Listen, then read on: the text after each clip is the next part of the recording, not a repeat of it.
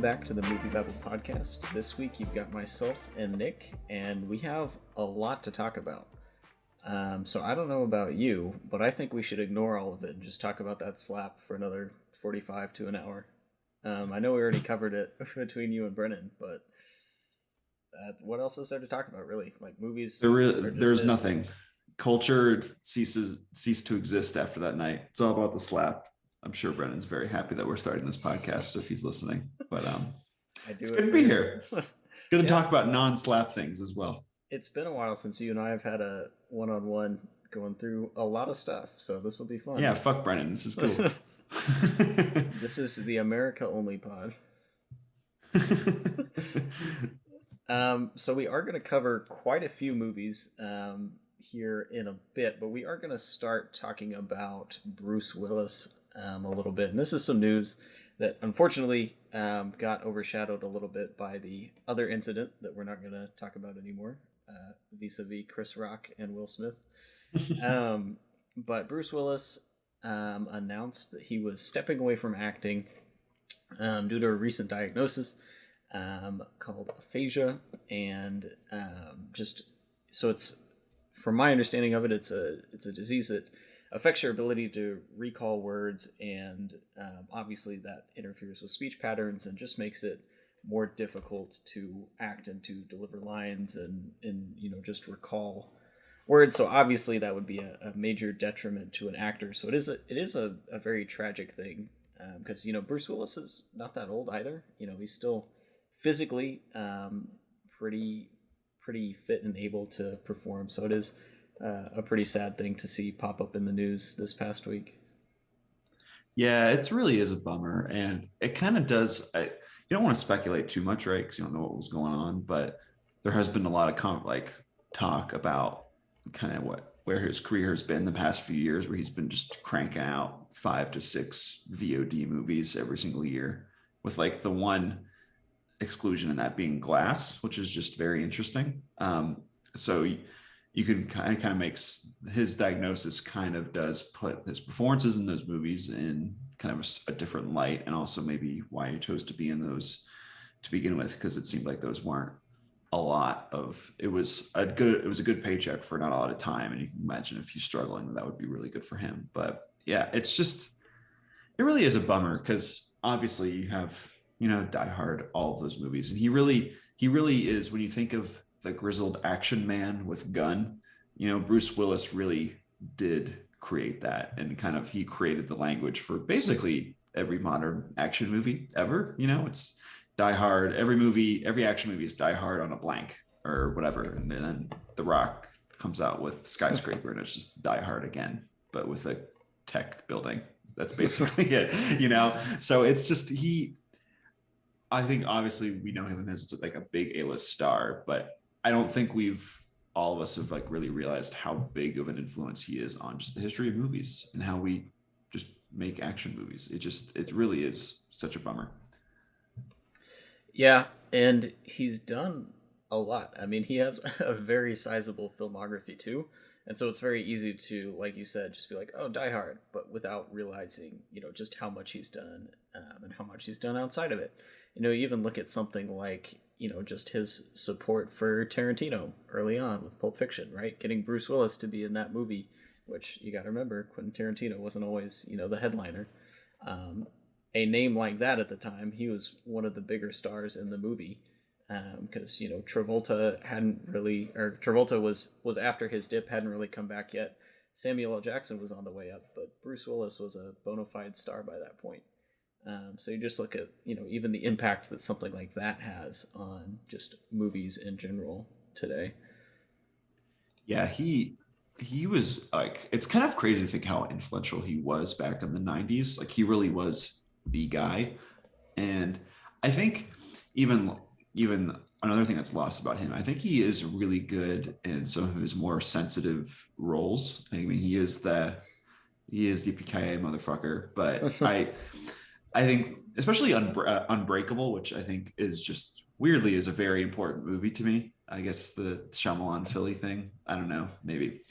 But I think his performance as just kind of a beaten down dad in that movie I think is some of his finest work, and he's very emotional, and he has that kind of um, he uses that kind of action grizzled man persona to kind of inform how just depressed he is, that depression that he kind of shows in that movie.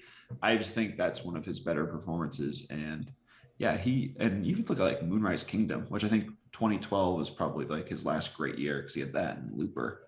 But Moonrise Kingdom, Heck yeah. he's just kind of a father figure, just a really like a nice guy who's kind of humorous, you know. It's just I think he really, it's kind of a bummer to see him kind of suffer with this disease, not just because for his personal health, but I think it did rob us of a possible pivot where he kind of turns into this grandfatherly figure, which I think Moonrise Kingdom was certainly pivoting towards. Kind of, you could see him doing more roles like that in the future. It's just, I think he was just an incredibly multifaceted performer.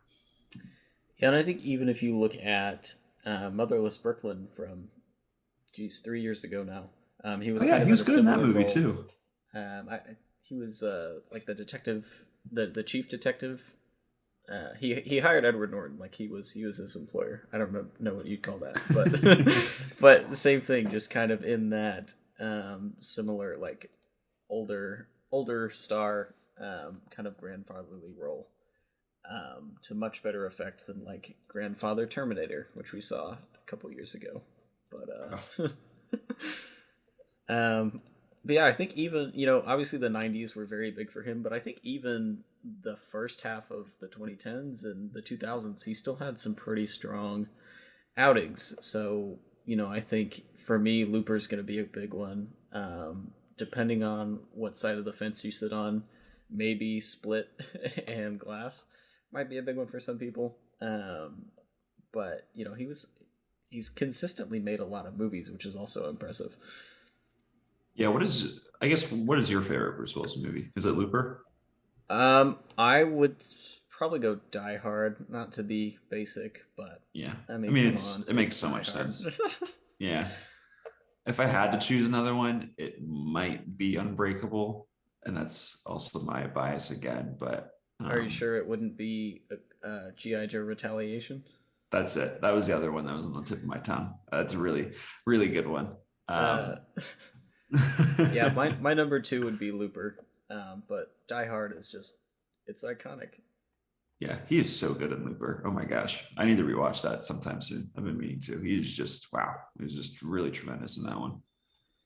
Yeah, so it is sad to see him step away, especially because he hasn't really been in the limelight a lot lately because, like you said, he's been making all of these direct to video films. So I think Motherless Brooklyn's 3 years ago was the last time that I saw him in something theatrical, and he's only had one other non-theatrical movie or one other theatrical movie in that time. So it is kind of sad to see him leave after he's already kind of quietly exited, if that makes sense. Yeah, he has been caught in that same space that Nick Cage seems to be kind of branching out of. Because I think Nick Cage was very clear about how he made a lot of these movies because he was in serious debt. And it looks like his new movie, was it The Unbearable Weight of Massive Talent? I think that's what the title is, but it looks like he's like also playing off that kind of a persona of him where he's like buying all this like really expensive stuff because he's playing on his own public persona. But I think definitely a little different for Bruce Willis and why he was doing all these movies. But yeah, I'm looking at his IMDb now where he has like 8 more coming out, which Yeah. is crazy to think about. But it just kind of shows the space that he has been in where he has been cranking these out. And if it was for the betterment of his family, like who's like, I don't know, I'm just a guy on a podcast. Yeah. I can't really judge people for their choices. It's just I think I think that's also how I've kind of looked at this, where it's just a good actor might be in a movie, you're like, why are they in that? I think there's other reasons to all of this. So I think he's a great actor, and he never had to make another movie ever again for us to kind of praise him as a legend. So That is true. And I think it's a good reminder that actors are also people, which we don't really think yes, about. Shocking, but right? they're real people, and they have health problems, and they make career decisions, and all that normal people stuff that we typically don't think about. So this is a good reminder of that, and just this new story breaking and the way that it's been received and handled. Yeah, so it's a bummer. I really hope he gets all the health needs that he gets. He deserves all of that, obviously. So wish him well. So he's not dead, so that's great. I hope he kind of lives whatever healthy life he wants to have. So we'll see. But on that note, we'll switch gears and just kind of tackle the month of March. So this month had a few big movies, a few not so big movies. I had one movie that at one point just was never going to have a release date. So it was nice to see that movie actually exist. But let's just go ahead and start with the big one, and that is going to be The Batman. So thumbs up, thumbs down. What's your general hot or cold take on The Batman? Thumbs up. I really like this movie. I was looking forward to it for a really long time. Weirdly, I kind of felt there was a similar anticipation I had for this movie to Joker, which is really funny because I think I've made my point very clear on this podcast how much I dislike that movie. But in the lead up, you think of it as, wow, okay, they're doing like basically Taxi Driver with Joker. And I think that's a good idea in theory. And, movie turned out to be what it was. But I think that as a pitch, I think is really fun. Or not fun, because that's kind of depressing material, but you get the idea. So, and this one is basically tapped as the Batman is in Seven or Zodiac. I mean, there's so many like carvings that the Riddler does that look just exactly like Zodiac letters. Hurdy-gurdy Batman. Yeah, really. So it's that idea was great to me. It's like, why not? I feel like after all of like the dark and depressing Batman movies we've gotten, that feels like a reasonable kind of end point for this, where we just kind of go straight, we go full on noir with Batman as the main character. But this time it worked out really well. So I think Matt Reeves is a great director, and we can talk about him more later on. But I think this movie is just, it's very concise. It knows what it wants to be at all times. It certainly is a little ungangly, it's 3 hours long, but I was never bored.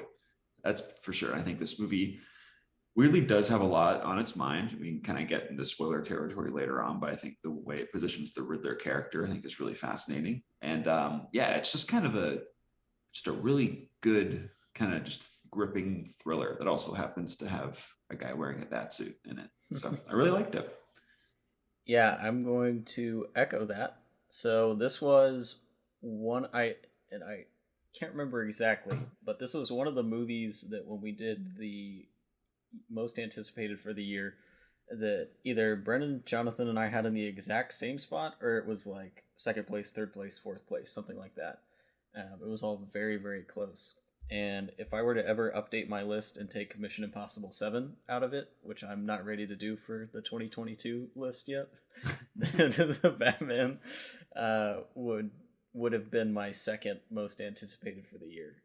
Much like Brennan, I'm a huge fan of Matt Reeves' Apes movies, because he did Dawn and War, so I was very excited for this and really, really liked it. I only seen it once, so I don't know if I'm ready to be like, this is better than The Dark Knight. I'm certainly not going to be a part of the weird The Dark Knight sucks now gang, which I never thought would happen, but those takes are all over Twitter. If there's enough Batman kind of remakes or requels or whatever, it's going to happen eventually, I guess, right? But yeah, this movie looks fantastic. This movie sounds fantastic. So I saw this in the Dolby Theater, which is big sound experience, and just the way that the whole room shook when the Batmobile fires up for the first time was like one of my favorite moments. That's how I wanted to feel when Tobey Maguire hobbled out of a portal in December, and that's how I ended up feeling when I saw blue fire coming out of a sports car that Robert Pattinson had been working on for an hour and a half. So yeah, this movie looks fantastic. It sounds fantastic. It manages an ensemble really well. I just love this movie. Yeah, it's you talk about the sound in this movie. It is just kind of like amazingly well crafted. I think of we've I think the Marvel old like sheen, I think has desensitized us to a lot of like blockbusters looking like shit, you know?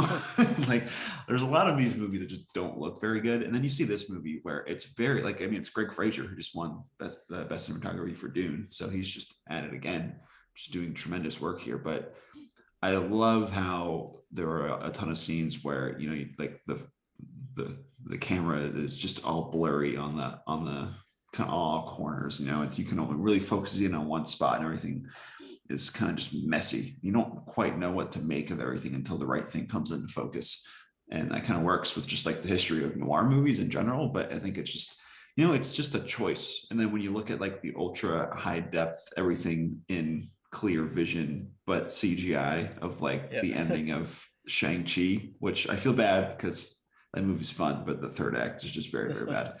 Um, like it's just like night and day, you know, it just looks so much better. And it's just, I really admire Matt Reeves as a filmmaker too. I think those Apes movies are really good. And I think I've been keeping up with like a lot of him throughout the interview process where he is very clear where I think a lot of directors of a certain age are kind of bemoaning like the opportunities they get of like movies on a budget to make. Mhm. You know, I think he's looking at it the opposite way where he's saying, you know, like I'll take 180 million to do a Batman movie and I'm going to make it kind of how I want. And I'm going to make all these mentions to Chinatown and all these big noir movies that kind of influence me. And I'm going to throw those influences into this Batman movie and make this as much of quote unquote cinema as I can. You know, I think he's kind of like, all right, this is the toolbox I'm given. All right, I'm going to go do it. I'm going to do it the best way I can. And it does take like possibly silly material or possible or just like you could take it and you could do like a Schumacher version of Batman, right? But you can Name like one time when you Batman was ever silly. and you can take that he takes that material and says I'm going to ground this but make this not too self-serious. I think there's actually some fun humor in this movie, but I'm going to create my own world and my own aesthetic here, and I think it just really works. I really admire all the work he does here. Yeah. One thing I like about Matt Reeves is he's never been one to hide where his influences come from on any particular movie. So there was an interview that he did, 5 years ago now for War for the Planet of the Apes. And he was talking about the production process for it. And he's like, so we made Dawn, and the first thing we did is we took 2 months, and I forget the name of the writer, but they watched every movie ever, was what he said. And he is like, we just sat in a theater on the back lot, and we kept having them bring up movies because we wanted to like pull from the best of war on film and really make something cool out of it. Um, through the lens of Andy Serkis as an ape. And we got War, which is one of my favorite movies, one of the best blockbusters we got last decade. Very high on that list for me. And he did the same thing with the Batman. Is he pulls a lot, not just from Batman in general, but just from movies and movie making. And it's cool to see a kind of like you mentioned, a blockbuster that uses film grain and isn't ashamed of that. It's like, yes, this isn't this perfect HD image all the time. It's a guy like beating somebody in the middle of a dirty alley. Why would we want this to be this pristine Right. veneer? So it is really nice to see that. And one thing that really stood out for me is this is the first Batman movie that I watched, and I'm like, yeah, this could happen in real life. And I think there's just little touches, like just watching Batman like work on the car and basically build that on his own. I'm like, that would make sense. Nobody would know where that came from that way. Or things like the fact that he can't glide, and the first time he tries, he nearly knocks himself out on a tour bus. And just small stuff like that really grounded it. The fact that Riddler is just like a QAnon message board kind of guy was frightening, but also like, no, this feels like something that, yeah, it's heightened reality, but it feels like, oh, this could, if this came on the news, I'd be like, just another Tuesday. Right. Yeah, it is. I totally agree with you there. I don't like it. Definitely is. It's a certain like very. It's definitely like a heightened reality, right? You know, Yeah. it's a vigilante bad guy. Yeah, he's got all of his tools and whatnot. But it does. Matt Reeves does like imbue it with this sense of um, this really good sense of reality, and it's just. I think it's a really great testament to how good Robert Pattinson is in this movie, which I've like for the last decade thought he's like one of the best actors working, and he's taking a lot of what he's learned from kind of directors like Claire Denis or the Safdies, and kind of just like throwing that into a Batman movie, which I think is really cool. Like a lot of his Batman, you know, there's been a lot of talk where this is kind of year two of Batman, where he's formed but not entirely formed. But this isn't his origin story. We're not going to see his parents die again, even though they do. That trauma kind of informs everything about his character, which I mean, you really can't get away from that Yeah. in a Batman movie, right? You know, but it's a lot of what his character is kind of what is left unsaid. Or there's like a really good scene where he's talking to Jeffrey Wright's Gordon, who I thought was amazing in this movie too. But you know, he's so emotionally stunted. So when he says something like "you're a good cop," like you know, that's really just him being like, "You're my best friend and I love you," you know. And I think he's just tremendous, and he uses that kind of depressive Nine Inch Nails, or I guess Nirvana, because they use Nirvana in this movie. They use that kind of aesthetic really nicely, where it's never a parody of itself, but he just there is like a lot of humanity in that performance, and he makes you believe, you know, this bad guy is kind of a real person for a little bit, and I think that's kind of one of the more impressive feats this movie pulls off. And I think the same thing applies in a lot of ways to Paul Dano and the Riddler.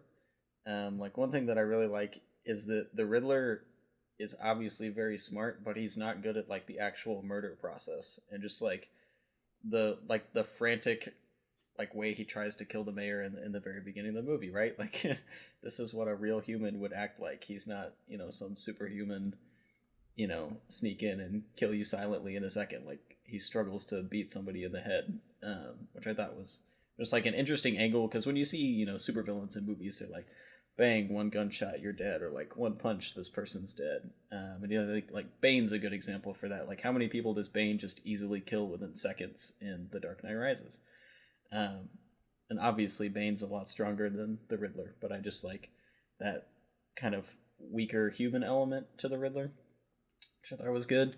And I really like the personality of Gotham City and just the attention to building Gotham City in this movie. Because I think that's something that we saw a lot of in Batman Begins, but when you get into The Dark Knight or The Dark Knight Rises, it's Chicago and then Pittsburgh, and then there's not a lot of shine on top of it to make it Gotham City. Whereas, you know, say what you will about the Schumacher films, like man builds the hell out of Gotham City. He sure does. And same thing with Tim Burton. So it was nice to see a much more toned down version of that, but still a lot of attention and development and production design put towards the city itself. Yeah, it's really good. I think they filmed this in London, right? And so you can kind of see the London influence in there, but it is that kind of cool morphing of like London and New York and like Gothic architecture and kind of like a morphed version of Times Square. It looks really cool. And I think that's, you know, it's a movie of kind of just indelible images from the production design down to kind of how costumes look and certain lighting.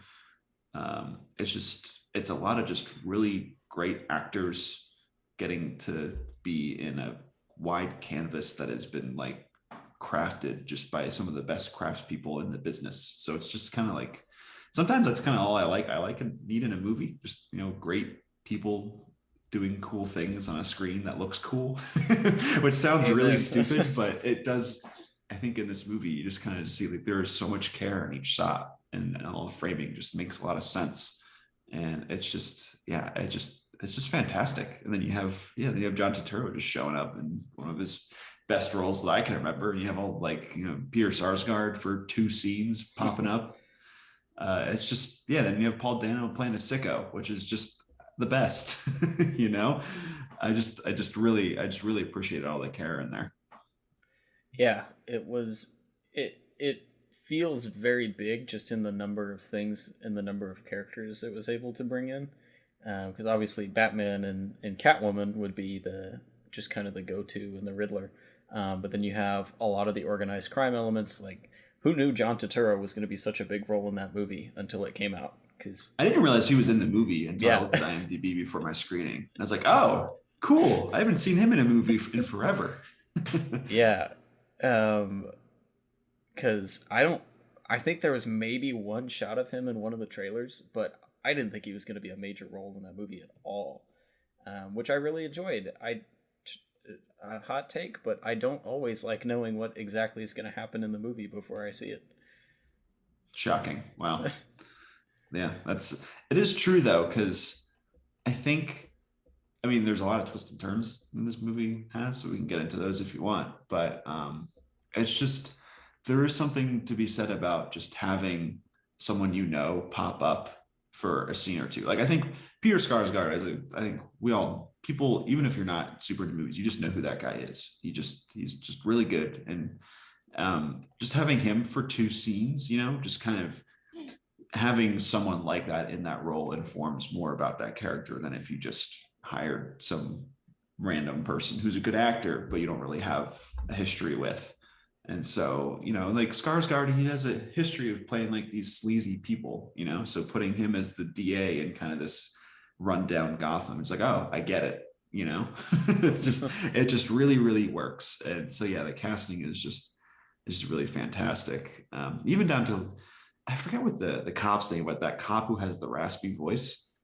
I've seen him in so many movies. Yeah. I don't know what his name is, but he's just kind of one of those guys where you cast that person in that role and that role instantly becomes more memorable. Like, there's so many different like other movies where they just throw a random person as the police chief and you don't really remember him, but that guy is like, he's just different at a base level, and he's also a good actor, so he gives you much more in those few lines of dialogue. It's just really great. Yeah, and I agree. I think it was just a really solid effort on every front. And like I said, I'm not quite ready to be like, yeah, this is the best Batman movie ever. But it's a contender, and I think if you're contending with The Dark Knight, that's a decent enough compliment in it as is. Yeah, there's definitely like a lot of explaining going on to making sure the audience gets what's happening. There's some pretty unintentionally hilarious moments where they're talking about the clue, which is like the rat with wings or whatever, mm-hmm. And they keep explaining, and they're like, oh, a penguin, and then Jeffrey Wright's like, a penguin doesn't have wings or whatever, and it's like, yes, thank you. Thank you, movie, I understand.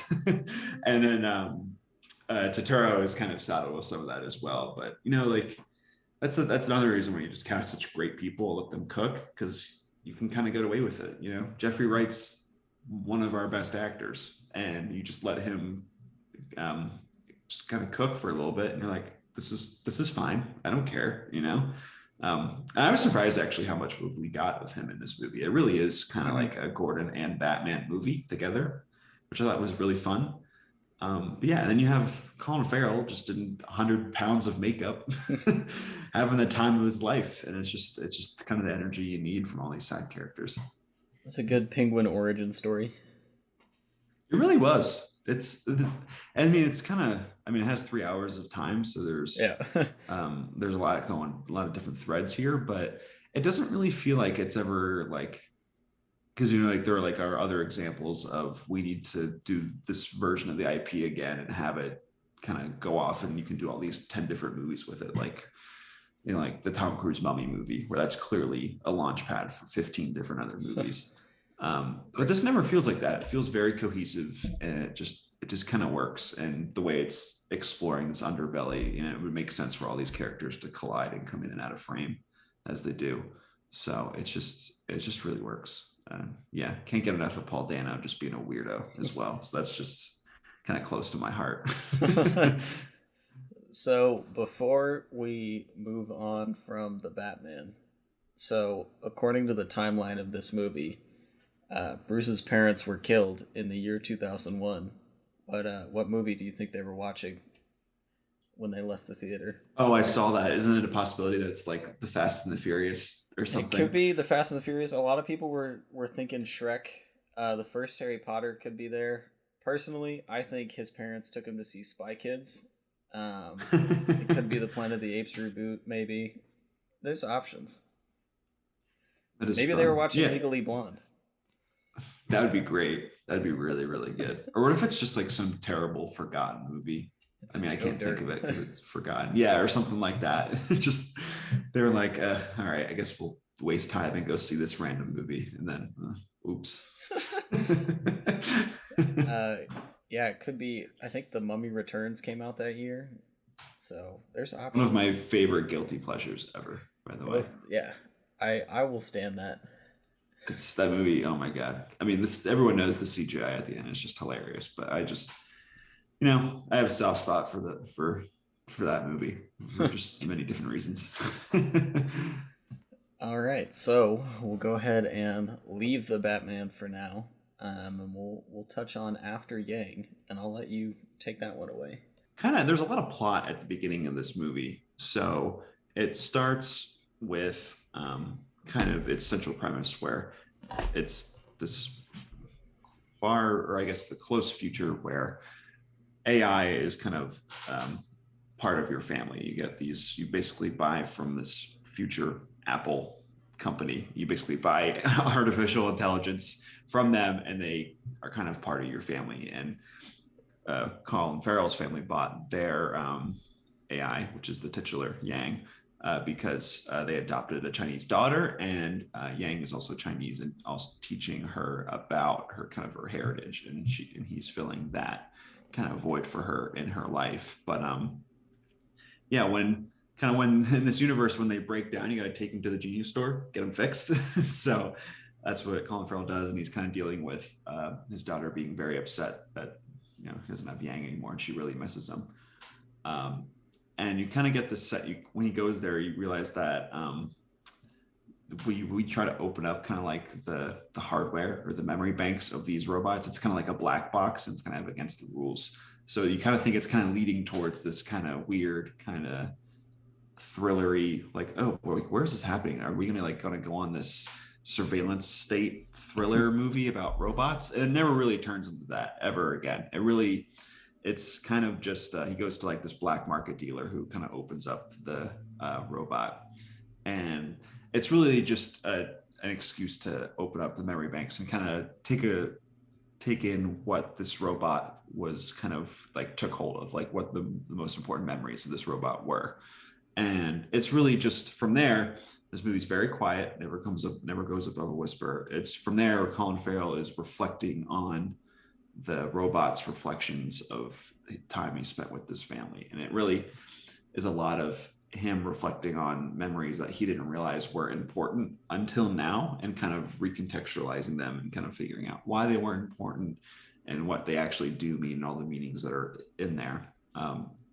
So it's kind of, there really isn't a lot to explain about this movie. It's very experiential, and I reviewed it out of Sundance and said as much, where it's just, you kind of just sit with it, and it's never in a rush. And I really appreciate that about this movie. And it's like this 90-minute think piece almost about our relationship to technology and family. And it's just really good. It's really well constructed. And I love the way it kind of mixes like concrete with greenery in this future. It's like a really fascinating construction of how it looks. And yeah, it's really good. I highly recommend it. I kind of don't even, there really isn't much more to say about it, honestly. You just kind of have to dive in and just kind of sit with it. And that's kind of all it wants you to do. And then you kind of think about it from there. So it's a really terrific movie. I think it's on Showtime. So if you have Showtime, watch it, I guess. But it's a really terrific movie. Nice. Yeah, so it's something that I did miss because came out the weekend that the Batman came out, so I saw the Batman and then I moved. But it's something that I want to check out, and there's another one that we'll get to in a little while that I haven't seen yet, but that I do really want to check out whenever I get a chance. But we can go ahead and move on to another one that I'll turn over to you, and that'll be Fresh. Yeah, I think Fresh came out this same weekend, right? This was a really packed I weekend. believe so. So it came out the same weekend that Pam and Tommy ended. Speaking of Sebastian Stan. Geez, big time for Sebastian Stan on Hulu, no less. So yeah, Fresh was a big movie out of Sundance. It was kind of one of the buzzier titles there. And it is kind of one of those movies where if I explain it, it kind of gives away the fun of it.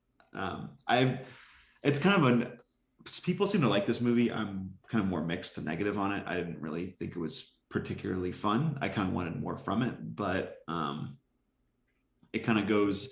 I'll kind of explain the beginning of this movie, and then you'll kind of have to fill in the blanks from there. But it's really, there's this girl who is kind of just, she's struggling with modern dating. She goes on a date with this guy from an app, and he realizes that he just kind of sucks. He wears a scarf, and he's kind of mean.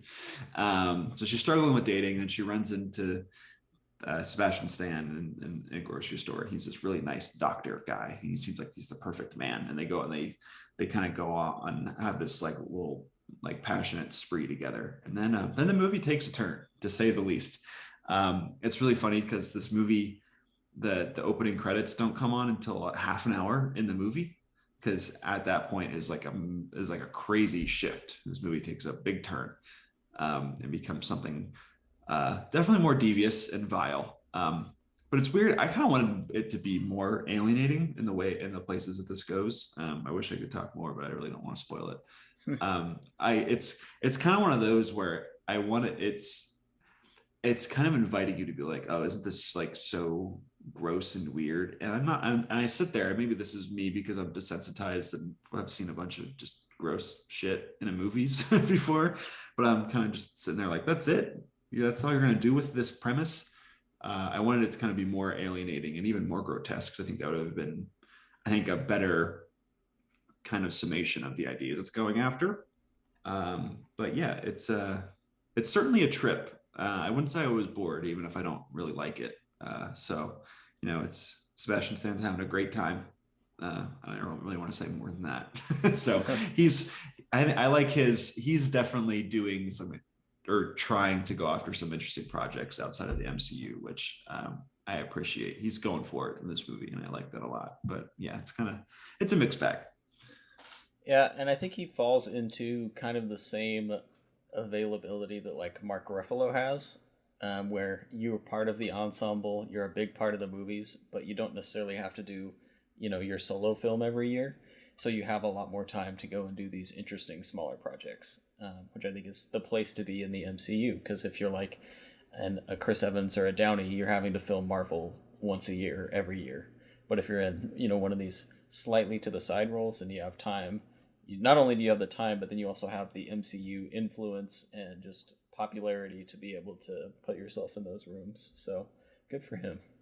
Yeah, I think he's a really good actor, and it's kind of one of those things where when you're stoic hero man in an MCU movie, it's like they're good actors, but what's the breadth of their skills? Like, are they this limited kind of leading man guy, or can they branch off and do other things? And I think he's very multifaceted as an actor. I think he's really fun, and it seems like at this point he's using the name that he's kind of made for himself as the Winter Soldier to kind of make some of these smaller indie projects a little more kind of like mainstream, which is cool. I think we could kind of see like a new wave of kind of all of these superhero actors kind of branching out and making smaller movies more marketable, and then maybe there's like a cool indie movement out of that when they kind of go off and branch out and do these fun things. So it kind of seems like that's what he's up to. So that's kind of fun to see. So we'll go ahead and move on to something that we've both seen, which is Pixar's Turning Red. So this was another victim of the Disney Plus must debut everything.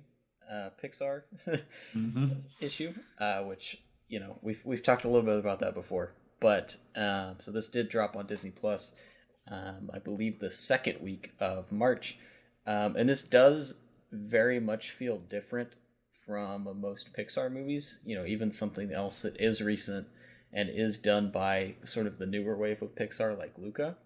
And I don't mean that as a derogatory thing. I think that should be celebrated. That there's a new team coming up and taking the reins. And so it wasn't for me, but I thought it was fine. And I'm happy to see Pixar doing something that is put together by a different creative team and put together for a different audience, and telling a very specific story that they wanted to tell. So I think it should be applauded for that. Yeah, I like this movie a lot. It is I think that one of the big things about this movie is kind of how personal and specific it is, like you mentioned, where I can't imagine 5 years ago Pixar making a movie about an Asian girl in Canada in 2002 specifically. Yeah. I think it is, right? Very specifically 2002. Yeah, and it was like, wow, I can't believe Disney allowed this to happen. And I think the animation in this movie is really cool. I think it's one of the better looking Pixar movies of recent memory, because it has a little bit of anime influence as well. And I think that it's uses that really well with the giant red panda that comes into play here. But yeah, I think most importantly, you kind of look through the filmography of Pixar, and they've made so many great movies and are kind of in a lot of ways the leader of the animation space. They don't make a lot of movies that are specifically for young girls. And I think this is a really good step in that direction, where it's just, I mean, how many times have we seen the father-son movie, and we don't really have a lot of like good contemporary mother-daughter stories. And I think this movie hits on that really, really well with I think it's Sandra Oh is the mom. I think she's terrific in this movie. It's a really good cultural kind of movie as well, and or I guess kind of a really good cultural immersion in that sense. And I just think it's clear that the director Domaishi just had a lot of kind of her own life kind of into this movie, and I really appreciate that. I don't know if this is like a favorite Pixar of mine. I think it's great, definitely like one of the higher tier ones, but it's just really cool to kind of see this very personal touch in a movie made by Disney. So it's really nice.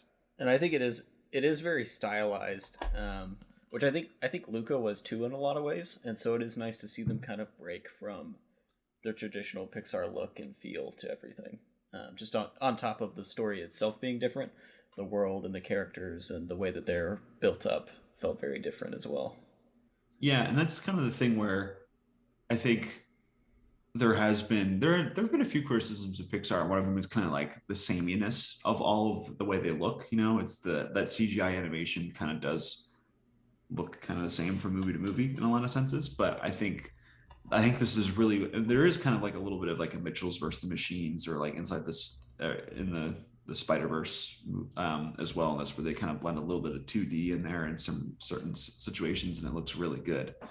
I just thought this was just a very like, it's not like this most high stakes movie Pixar has ever made, and it never really had to be that either. And I think that's just kind of fun. I'm happy if they want to do Lightyear, that's fine, but give me one of these every so often, and I'm happy with what Pixar's doing. Yeah. So that is Turning Red, and then we'll go kind of rapid fire because we still have quite a few movies to cover. But so many movies. Speaking of streaming, we had The Adam Project, which is a Netflix movie that I didn't know anything about until I put it on, and that I haven't really thought about since. So it's a pretty standard Netflix movie. It's another Sean Levy, Ryan Reynolds collaboration. So they did Free Guy back in August or September, one of the two, which is a movie that I really enjoyed. This one, not so much. I thought this movie was fine. Like it's very adequate. Is an entertaining hour and a half, but there's not much to it. It's just kind of there. CGI young Catherine Keener is horrifying. Um, that's it. um, Collin, this movie's a giant piece of shit. I it was funny. I did a big 180 on Free Guy. I thought it was kind of fun, and then I thought about it more, and I realized I just don't really like that movie. And Sean Levy and Ryan Reynolds must be stopped. Um, and I felt there's like a little bit of Free Guy in here where they have the lightsaber in there, and I was like, okay, we're doing this cultural kind of wink. Got it. Okay. It feels like it's a mix of many different Amblin science fiction movies, and it felt very fake to me in all situations. So that's it. I also don't have much to say about this movie, but I'm definitely more negative than you. Listen, I am not ashamed to like Free Guy and hate No Way Home, and I will die on That's both of okay. those You do hills. you, Collin. You're better for it. Um, Sean Levy is a director that I don't think I'm really like, man, I just love this guy's style. But whenever I look at his filmography, I'm like, I've probably seen a higher percentage of his movies than I have like many directors out there because he makes a lot of things. And I do like that he's, well, with the exception of Deadpool that he just got announced for, he's mainly done his own franchises, um, or at least spearheaded reboots in that sense. So he did like Cheaper by the Dozen, which was like the formative movie for my family back in ye old 2003. Then of course Night at the Museum is probably what he's most famous for. So he makes very good popcorn movies in my opinion. This was on the lower end of the movies of his that I've seen, but I thought it was fine. Yeah, he's like he seems like he's a great guy to work with if you're a big studio, you know? Like he's probably going to take your notes and he's going to try to make it work as much as possible. And I wouldn't say he's a bad director, like I think a lot of the stuff recently is like it's kind of like fake emotional, or like it tries to like have a real heart, but I still kind of see right through it. But I do think he's much better than like a lot of just kind of like studio for hire guys. He does try to put like his own touch on stuff. So you know all these directors are just trying to navigate the studio system, and he keeps getting work. So I'd say he's doing something right. Just keep doing you, Sean Levy. Yeah, keep getting them checks. There's nothing wrong with that at the end of the day. So next up, so this is a movie that wasn't on my radar at all until the week it came out, and then everybody loved it, and I've tried to see it twice, and both times the timing just didn't work. So eventually, I will make my way to either a theater or my couch to watch X, but I'm not quite there yet. X is fun. I really enjoyed this movie. It's the best Texas Chainsaw Massacre movie that isn't a Texas Chainsaw Massacre movie, because it basically is one, except Leatherface never shows up. That's kind of how I look at this movie, because it's a really fun, salacious premise where it's this ragtag group is going out into the Texas countryside to go make a porno, and they go stay As at one this. does.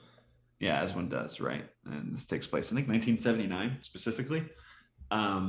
So it's kind of like the post-Vietnam kind of feelings of the country, which is like a lot with what Texas Chainsaw Massacre, that first movie at least, plays with, because it's a lot about how the country was very much in change, and a lot of kind of good things, I guess, were starting to happen, or there were a lot of kind of like quote unquote radical things that were going on in the country that were kind of making their way into the culture. But then you go to the wrong backwood area, and you kind of run into just pure horror, and that's still there. And it's kind of a timeless thing, even though it's very rooted in the time it's set in. But so this movie is very similar, where they have this group.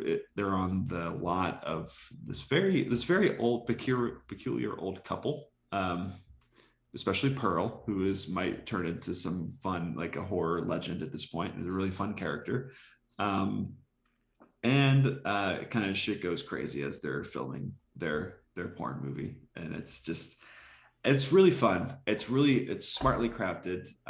Mia Goth is lead in this movie. And it's kind of the point now where if she's in a movie, I'm very, very excited. I think she has really good taste, and she likes to star in a lot of fucked up movies.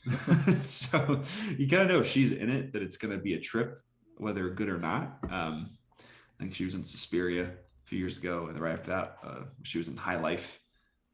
So it's just the two very fucked up, great movies. She's also, I think she's hilarious. She was in the Emma remake with Anya Taylor-Joy. I thought she was really funny in that movie. So I think she's just amazing as an actress, and she kind of gets like a really like near iconic horror like heroine role in here. She's just fantastic. So I couldn't. This movie kind of left me wanting in a few situations, but it's really fun. A really fun time at the theater. So highly recommended. Nice. Yeah, I'm looking forward to checking it out. Like I said, it just has not happened yet, but we'll see. But the next one is something that we've both gotten the chance to check out. So this movie was pulled from release, I want to say like fall of last year, and wasn't given a release date at all, which is typically a bad sign. And then probably last week or two of February, it got a March release date, which is also normally a bad sign when there's just no lead up to anything. But Deepwater does exist. This is a Disney movie through the 20th Century Fox acquisition, which, I don't know, might piss off parents or something, I guess. Everybody's mad about something, so... Just add it to the list. But this is the movie that brought Ben Affleck and Ana de Armas together. A lot of people have called it Gone Girl in reverse, which is somehow accurate but not accurate at the same time. It features Lil Rel Howery, which immediate bonus points for any movie that features him. So I don't know. There are things about this movie that I liked a lot, and there are things about this movie that I didn't like a lot. So I'm not quite like 50-50 on it, but I don't know. I'm very mixed on how I felt walking away from this movie. I don't know about you. Yeah, I think that's probably the correct response. I had a lot of fun with this movie in spite of itself in a lot of situations. It definitely feels like it's a movie that was like taken away from Adrian Lyne at some point, because the third act just goes off the rails and it's kind of like shockingly bad. But you know, like there's like a really like there's glimmers of a deeply fucked up movie in here that is really good. It really does feel like there was like re-edits and stuff thrown in here, because it doesn't feel like it's kind of incomprehensible at points, you know. But it is like there's some like I think Ben Affleck's really good in this movie. Like he's very knowing in his performance, where he's like there's a lot of really fun jokes that he gets to rattle off, and he's also as you come to learn later in the movie, he's kind of twisted in a lot of different ways. A little bit. And Ana de Armas I thought was really good in this movie as well. Yeah, it is kind of it's another one where it's just it's not as it's not a good movie. I really liked it, and I kind of want people to watch it for themselves without me saying much, but then also they could come away saying that movie was terrible. Why did you make me do that? So it's kind of it's a hard one to talk about, I think. Yeah. And so I think the Gone Girl parallels, I understand where they come from. Yeah, because you have Ben Affleck. It's literally like, oh, here's Ben Affleck and his wife is a murderer, maybe someone's a murderer aesthetic, which, for Gone Girl in reverse, it's more Ben Affleck is the murderer this time. Even though the point of Gone Girl was Ben Affleck is the murderer until he wasn't the murderer. But that's a different conversation. Yeah, but right. I don't know. Like I said, it's very mixed. I think the performances are both pretty great. I just like Ben Affleck as an actor in general, and I think I do too. Aside from Batman, he's had a pretty strong few years. So The Last Duel is one of my favorite Affleck roles, because he feels like he's in on a joke. That movie for hours. he's in on a joke that none of the other characters are, and he's like our window to the modern world in that movie, and I just love what he does with that role. The Way Back was right before literally the last movie I saw before the pandemic started, which is another sad Affleck movie, but he was great in that as well. And I really enjoyed his performance in this one. I really enjoyed Ana de Armas's as well. Just to see a different energy from her, because her roles to this point, you know, and especially looking at, would you say her biggest role is Blade Runner or Knives Out at this point? I'd say probably Knives Out because she was the lead there, right? Yeah, and I think in both of those movies, there's a sense of naivety and almost innocence to her character, and it's a much different context in Blade Runner because she doesn't actually exist. But for her. Yeah, but I think this was a big twist on what I've seen her as at this point. And even going way back to War Dogs. Who else remembers that classic? Oh yeah, she's in that movie. I totally forgot. That was the first Ana de Armas exposure I ever had. But it's just a much different role for her, and I think she handles it pretty well. Yeah, she's really hamming it up, like in the best way possible, I think. Because it's also interesting because this is Adrian Lyne's first movie in 20 years, and he's kind of like, I don't know, like the godfather of the erotic thriller, you know, because he did Unfaithful, 9.5 Weeks, and he back to the big one, Fatal Attraction.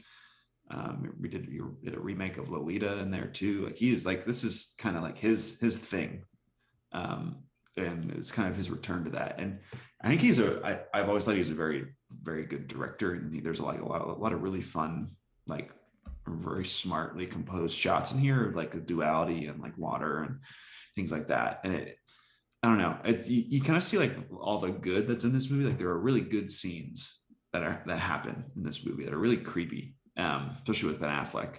And then you kind of look at them in the broader context of the movie, and it's like, wait, this feels like this should have been in the third act of this movie, but it's in the first 30 minutes, but okay.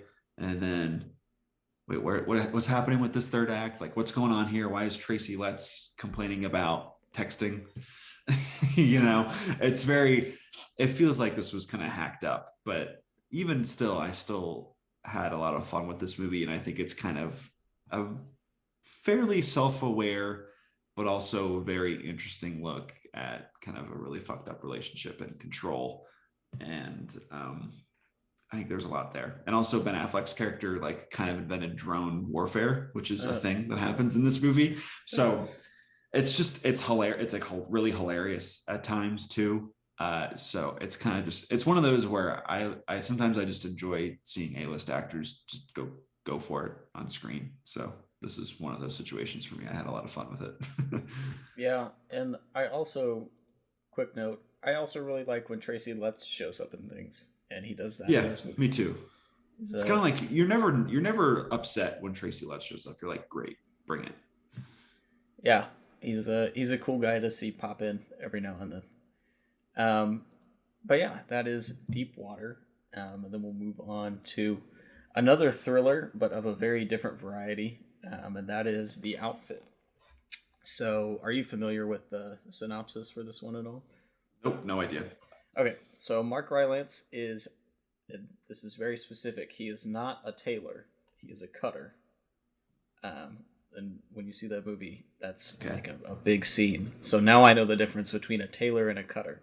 So he cuts suits, and he puts them together, which I thought was really cool because I never I don't see many people making suits from scratch, and there's a big chunk of this movie that is just like following him around the shop as he measures and cuts and makes a suit. And I'm like, oh, that's pretty cool. You know, that's a nice little thing you might not know about. But basically, he's a cutter and a suit shop owner in this little street on a little street in Chicago, where he has a little black box and mobsters and just criminals of any variety come and they drop letters in there, and then they can come later and pick them up. And at some point, they get a mysterious letter in there from the outfit, which is vaguely connected to the organization that Al Capone actually started in real life.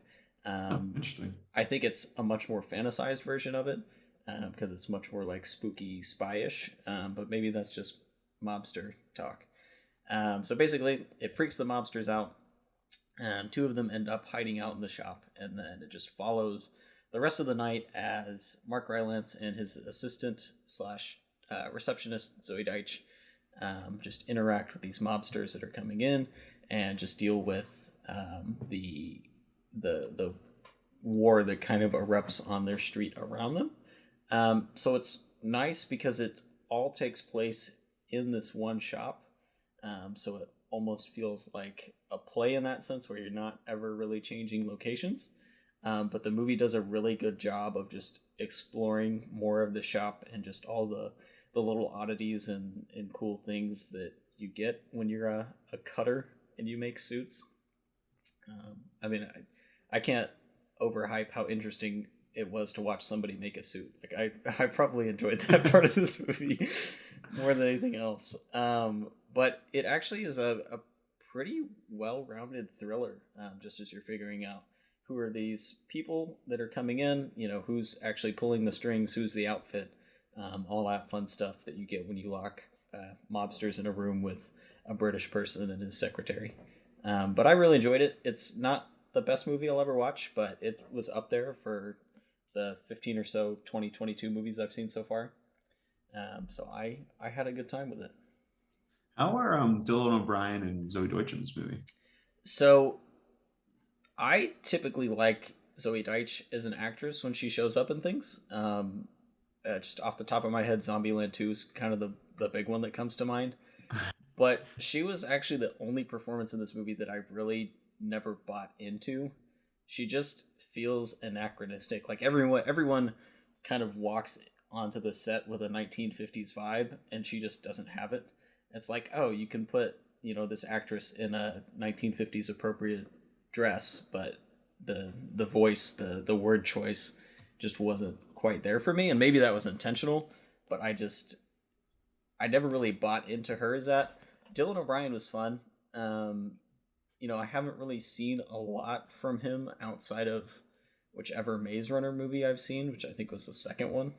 They all run together. It was one where they weren't actually in a maze. They were like in a zombie wasteland or something like that. I think it's the second one. The Scorch Trials, right? Is that what it's called? Did I just make that up? Right. But he did fine. I think Mark Rylance is the real MVP, because this movie really does rest on his shoulders. And then so Dylan O'Brien is like, so the way in The Godfather that there's like the Corleone family, and then Tom Hagen is like part of the family, but not really. I may have seen that movie once or twice. Go on. So Dylan O'Brien is part of the Corleone family, or part of the family, right? And then there's this other character, played by Johnny Flynn, who's, he's like a street urchin that they found and adopted into the family kind of thing. And I actually really enjoyed his character in this movie. I think he was one of the standouts for me, because and I don't want to get into spoilers, because this is being a thriller. If you get into spoilers, you take away a lot of the fun of the movie. But he has a really nice edge to him, that really gives this movie a lot of the momentum it needs at times, because you are staying in one location. It can be hard to keep the momentum going when your characters, really aren't moving around or having anything to run to or from as much. But I enjoyed it. It was a good time. Cool. I haven't seen it, but I do really want to check it out. I weirdly have an interest in Dylan O'Brien. No explanation. Nice. Don't know why, but I think he's an interesting kind of lead that we have now. I like when he shows up and stuff. All right. So with that, we will move on to Windfall, and I'll let you take that one away. Yeah, I was looking forward to this movie. It's a three-hander, I guess. Is that a thing? I guess I've heard two-hander. Right. I'm gonna go with it. Anyway, so it stars Jason Segel, Um, and you got your boy Jesse Plemons in there as well, Heck yeah. and Lily Collins. And so Jason Segel he's on like the ranch of this tech billionaire who Jesse Plemons plays, and he thinks that him and his wife Siegel thinks that Plemons and Collins are away for whatever. They have many different houses. He doesn't think they're gonna be there, so he sneaks onto their property and tries to steal a few things, and then they show up for an impromptu weekend, and then they notice him before he can escape, and then he kind of just traps them there in the house, and it's kind of just the three of them dealing with being with each other until Jesse Plemons can get Siegel enough money for him to leave and kind of start his life outside of crime. And that's kind of it for this movie. You kind of keep waiting for another shoe to drop. It's like, is there some kind of bigger thing going on here? And there really isn't. But and I think a lot of people are kind of like dismissing this movie as kind of slightly disposable because of that. And that's probably fair. But I think this is like this is like the ultimate Letterboxd 3 out of 5 movie. Just very, very solid across the board. You have three really good actors kind of just doing their thing, and they get to all play off each other. The dialogue is pretty good. And that's kind of it. And it kind of works as like a play, and it kind of does the score kind of harkens back to, I guess, like the golden age of Hollywood. And that's kind of how the movie also plays out. And I think it's a really good, it makes this massive ranch feel very claustrophobic in a way, because none of these people can leave, or else Siegel's gonna do something to them, or at least threaten them that he's gonna do something. And it's just it's just very sturdy. It works. And I really like Jason Segel has not really been around the last decade or so. I think he's really great, and Forgetting Sarah Marshall is just a very special movie to me. So it's cool to kind of see him get a good role here. I think he's really terrific. And so, it's just it is kind of one of those Netflix movies that you kind of do forget about, but that doesn't mean doesn't have its merits. So yeah, it's decent. Nice. Decent. That's how every director wants their movie to be. Yeah. Sorry, Charlie McDowell. Your movie's decent. Yeah, and I feel like that's kind of encapsulated a lot of the movies on this list, including the one that I wanted to talk about next. So that is The Lost City. So there was one aspect of the trailers that convinced me that this wasn't going to be a terrible movie. And that was it. Yep. So Brad Pitt has done bad movies, but Brad Pitt does not do many uninteresting movies. So the fact that he was such a presence in this movie that felt like it came out of like 2004 had me a little bit excited. I was like, I wonder, like, what are they going to do with this? And I think everyone involved in this movie is just having a good time making this movie, which just carries it so much further than it should be, because it's a very basic like romance. That's obviously making fun of a lot of like cheap dollar store romance novels, while falling into a lot of those same traps.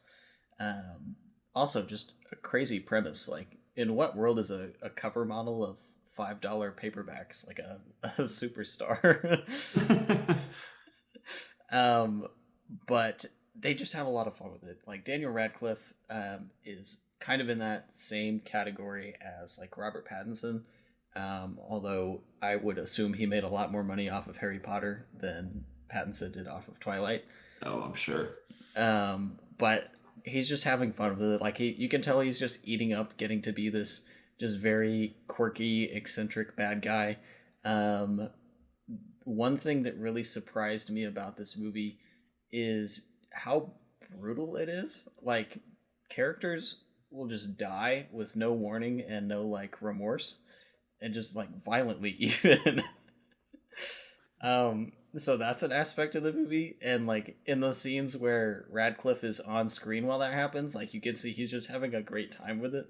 And it's nice to see Channing Tatum make a comeback. One thing that I haven't seen people talk about a lot is how the age gap between Channing Tatum and Sandra Bullock is used in a positive way, because the trick with Hollywood is, once you're like 35, you're not the leading romantic woman anymore, or if you are, there's going to be like a lot of attention brought to the age there, whereas that doesn't really happen in this movie, and they very believably play as each other's love interests, which I thought was a nice thing to see, where women are still treated like they exist after the age of 45. So overall, it's mid but fun. Yeah, I wanted to see this movie too, because it's another one. I have a very weird fascination with Channing Tatum. I just think he's really great, and it was kind of a bummer to see him kind of disappear for a while. It wasn't really in things, but now he's making his way back, and you could kind of say that he's revitalizing the box office. Dog was weirdly successful at the theaters, and so is this movie. This movie opened really well, so maybe it's everyone missed Channing Tatum. He was gone since 2017, so since maybe Kingsman. So maybe more Channing Tatum in everyone's lives is a good thing. Who knows? Yeah, he's making a pretty decent comeback, because he hasn't appeared in live action since Kingsman: The Golden Circle. That was 2017. He had the teabagging Fortnite cameo in Free Guy, and then now he's back leading The Lost City, which this movie actually did pretty well in its first week. So right now, it's almost made up its production budget. So it's not going to be a runaway hit, but in a box office, it's still trying to figure itself out. It's done pretty solid. Movies are back. Cinema's here. It was Channing Tatum and Sandy Bullock. That's all we needed this whole time. That's the antidote we needed. But yeah, it was a fun time. It's nice to see something that's not based on something else. And also, Channing Tatum's got Dog out right now too, so he's coming out pretty strong Q1 of 2022. He's doing it. And he's got Magic Mike 3 coming out. Yep. Which is currently filming. Can't wait for that. Soderbergh, looking forward to it. I'm ready for all that Channing content. It's Channing's world, and then Brad Pitt and Sandra Bullock are gonna reunite in Bullet Train later this year. So, is Sandy in that movie? I didn't realize Pitt, she was. Yeah, I think she has a minor role. Brad Pitt's in like 6 or 7 movies this year. Well, that's just fantastic. Let's see. Lost City, Bullet Train, She Said, Women Talking, Blonde with Ana de Armas, and Babylon, a.k.a. the best movie of 2022. Well, I think movies are back. We've decided it. Movies are back. Thank you, Batman. Thank you, Channing. But yeah, that is the March recap plus a few extras. So we'll be back talking about more Brad Pitt movies. We still got 4 more to go this year, so I'm sure we'll hit all those at some point or another, unless we get more inevitable delays. But I'm not going to put that out there. Well, you already did, so we're screwed. But then I knocked on wood, so. But yeah, it's been fun. So we'll be back talking about more movies, maybe even what Martin Scorsese called cinema, Morbius. But we'll see. So remember, you can always check us out online at moviebabble.com.